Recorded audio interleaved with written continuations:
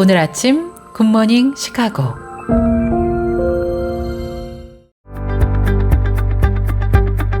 청취자 여러분 안녕하세요. 3월 17일 월요일 굿모닝 시카고 데일리 뉴스 시작합니다.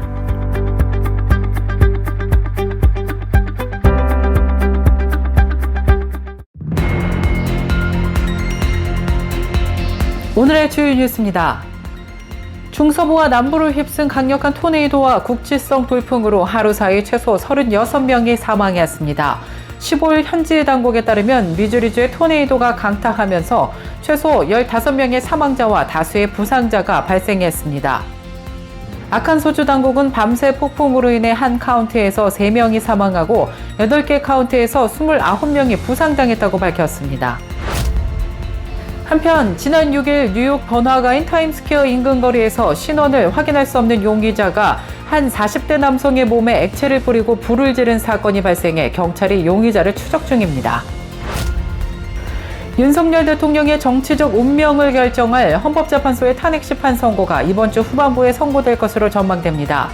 한국의 법조계에 따르면 지난달 25일 변론 종결 뒤 3주 가까운 시간 동안 매일 재판관 평일을 열고 쟁점들을 검토해온 결과 윤 대통령 사건은 이미 노무현, 박근혜 전 대통령보다 소추율로부터 선고까지 기간이 길어 역대 대통령 탄핵 심판 최장기 기록을 세웠습니다. 변론 종결 후 선고까지 걸린 시간도 가장 긴 것으로 나타났습니다. 트럼프 대통령이 북한과 중국 등 권위주의 국가에 대해 비판적으로 보도해온 미국의 소리 방송 등을 관할하는 정보기구 축소를 명령했습니다. 이 같은 소식에 중국 관영 매체는 거짓말 공장이 사라지게 됐다면서 환영하고 나섰습니다. 미국에서 최근 몇 달 새 달걀 값이 급등하면서 미국 남부 접경지에서 검역을 거치지 않은 달걀 밀수 사례들이 급증하고 있습니다. 관세 국경 보호청 자료에 따르면 샌디에고 사무소는 지난해 10월 이후 멕시코에서 들어오는 입국자로부터 달걀을 압수한 건수가 전년 대비 158% 늘어난 것으로 집계됐습니다. 미국 경제가 올해 불경기 또는 스태그플레이션에 빠질 것이라는 경고가 본물을 이루고 있습니다. 트럼프 관세 부과와 반감시키려는 연방 감축, 서류 미비자 체포 추방 작전 등 과격 정책으로 미국 경제에 치명타를 가할 것이라는 경제 전문가들의 경고가 잇따르고 있습니다. 미 법무부가 성적 학대 관련 혐의를 제기하지 않은 채 남침내에 대한 성범죄 관련 조사를 공식적으로 마무리했습니다. 베프티스트 프레스에 따르면 지난 수요일 법무부가 SBC 측 변호인들에게 이 같은 결정을 통보했다고 보도했는데요. 뉴욕 남부지방검찰청이 남침내회 및 집행위원회에 대한 조사가 공식적으로 종료되었음을 알렸고 이 문제가 기소 없이 마무리되고 집행위원회나 기타 ABC 기관에 추가 비용이 발생하지 않게 되어 기쁘다고 덧붙였습니다. 현역 선교사의 평균 연령이 53.9세로 조사됐습니다. 20대 선교사 비율은 전체의 0.46%에 그쳤습니다. 선교사의 고령화가 현실이 된 것을 보여주고 있습니다. 첫 소식입니다. 중서부와 남부를 휩쓴 강력한 토네이도와 국지성 돌풍으로 하루 사이 최소 36명이 사망했습니다.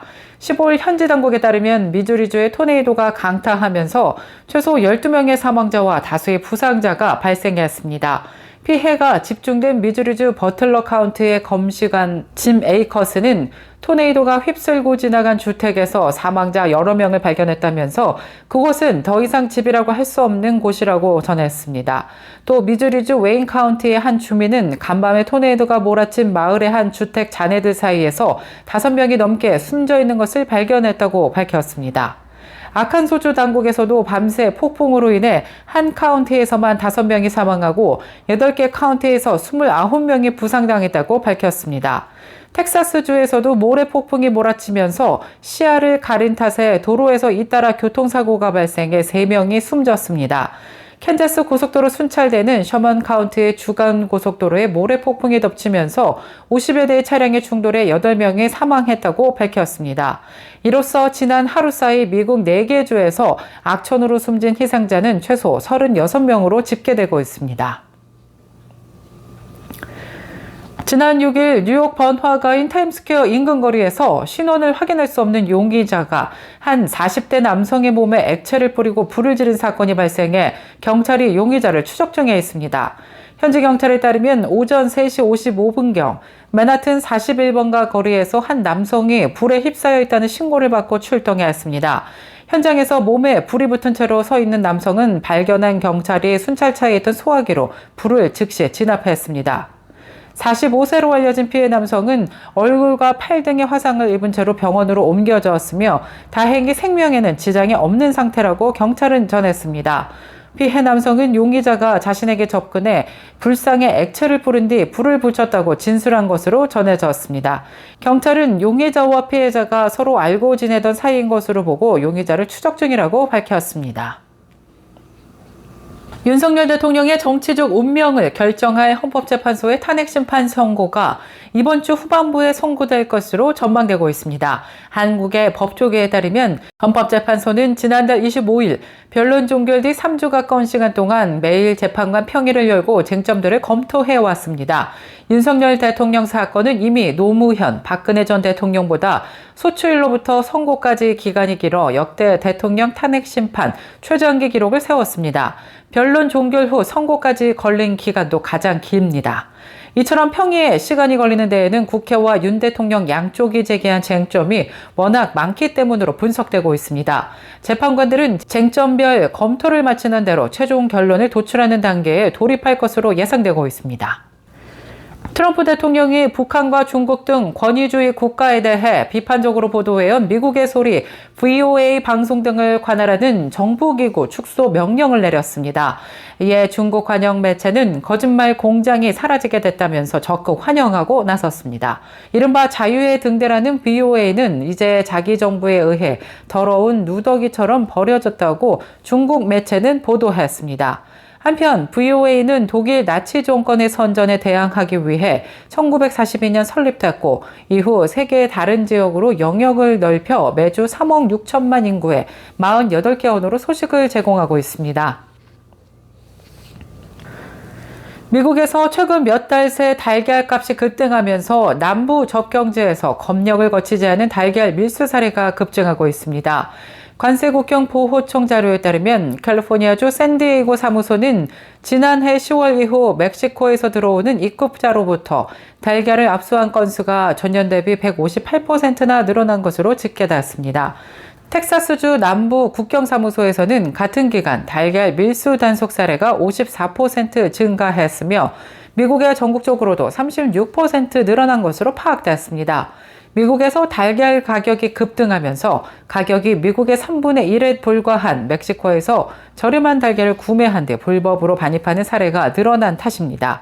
농무부는 검역상의 이유로 공식 수입 채널을 통하지 않은 달걀의 반입을 금지하고 있습니다. 미국 경제가 올해 불경기 또는 스태그플레이션에 빠질 것이라는 전문가들의 경고가 나오고 있습니다. 트럼프 관세 부과와 반감시키려는 연방 감축, 서류 미비자, 체포 추방 작정 등 과격 정책으로 미국 경제가 치명타를 입고 있다는 것입니다. 트럼프 관세 부과와 연방 감축, 서류 미비자, 체포 추방 작전이 미국 경제를 경착륙, 불경기나 적어도 물가와 실업률만 오르고 성장은 제자리하는 이른바 스태그플레이션 위험에 내몰고 있다는 경고입니다. 트럼프 대통령은 이제 관세 부과에선 적국도 라이벌도 동맹도 친구도 가리지 않고 실행하고 있어 이에 맞보복하고 나선 중국과 캐나다, 유럽연합과 관세 무역 정책에 돌입하고 있습니다. 경제 전문 분석가들은 적어도 미국 경제가 올해 물가와 실업률은 올라가고 일자리와 경제 성장은 제자리하는 스태그플레이션에 빠질 가능성이 높아지고 있다고 전했습니다. 월스트리트 저널은 트럼프 대통령의 관세 부과가 자주 바뀌다 보니 경제 불확실성이 심해졌다고 보도했습니다. 미국 최대 은행 JP모건 체이스도 미국 경제의 불경기 위험을 30%에서 40%로 크게 올려 잡았습니다. 계속해서 교계 소식이 이어집니다.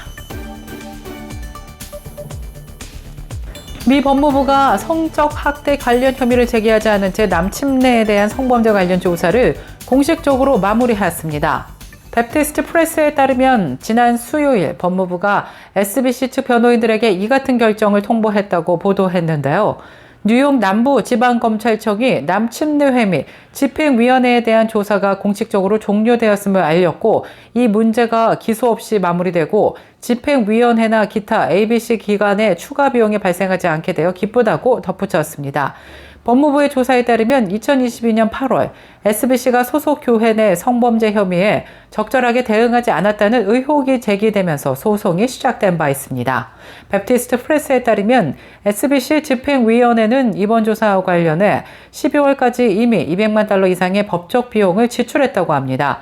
이전에 SBC 집행위원회가 의뢰한 외부기관 가이드 퍼스트 솔루션은 일부 지도자들이 성범죄 피해자들을 부당하게 대하거나 성범죄 혐의를 제대로 처리하지 않은 사례들을 보고했습니다.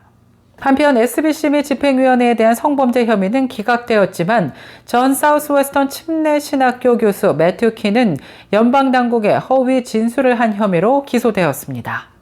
보수 개신교 교단인 미국 장로교회의 북미 선교기관인 미션 투 노스 아메리카가 최근 서류 미비자 이민 가이드를 제공하고 특정 인종 대상 신앙 모임 운영을 한 것을 두고 논란이 된 가운데 PCA 상임위원회가 이에 대한 공식 입장을 밝혔습니다. 미션 투 노스 아메리카는 웹사이트에 미국 이민생활단속국의 단속을 피하는 방법과 서류 미비 이민자들을 위한 가이드를 게시했다가 언론의 비판을 받아 공개적 사과와 함께 해당 내용을 삭제했습니다. 이란에서 기독교로 개종한 3명의 그리스도인들이 그들의 신앙과 예배 모임을 가졌다는 이유로 40년 이상의 징역형을 선고받았다고 현지 언론이 보도했습니다. 이들 중에는 첫 아이를 임신한 여성도 포함됐습니다. 세계 여성의 날인 지난 3월 8일 이란 혁명법원의 판사 이만 이파샤리는 아바스 수리, 메흐란 샴루이 그리고 임신 중반에 접어든 나르게스 나스리에게 각각 15년, 10년 8개월 그리고 16년의 징역형을 선고했습니다. 이들은 2024년 가을 정보국 요원들이 테헤란에 있는 자택을 동시 급습하는 과정에서 체포됐습니다.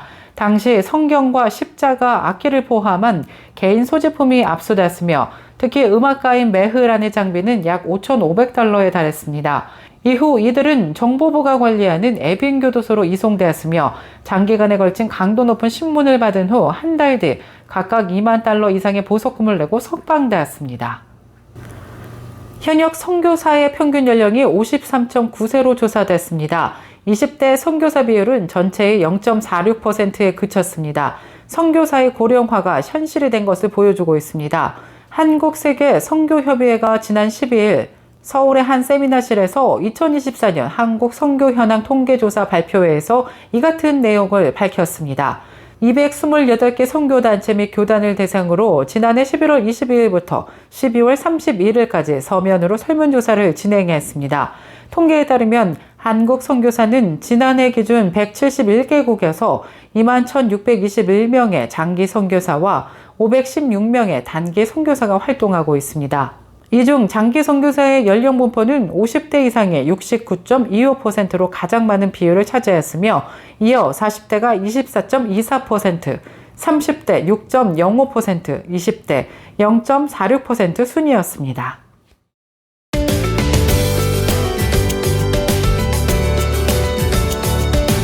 KCBS 날씨 정보입니다. 월요일인 오늘은 다시 기온이 오르면서 포근하고 따뜻한 날씨 하루 종일 이어지겠습니다. 오전 중에 바람 약하게 불겠지만 낮부터는 맑고 화창한 날씨 이어질 전망입니다. 낮 최고 기온 56도, 밤 최저 기온 44도 예상됩니다. 이상 KCBS 날씨 정보였습니다.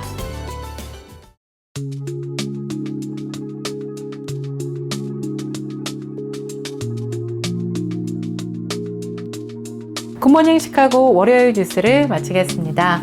지금까지 진행해 아나운서 유정임이었고요. 저는 내일 이 시간에 더욱더 풍성하고 알찬 소식 갖고 다시 찾아뵙겠습니다. 오늘도 하나님의 은혜가 넘쳐 흐르는 행복한 하루 보내시길 바라겠습니다. 청취해주신 모든 여러분 고맙습니다. 한인사회를 위한 박상화 종합보험, 최고의 상품으로 소비자의 행복을 책임지는 영신건강 제공으로 함께합니다.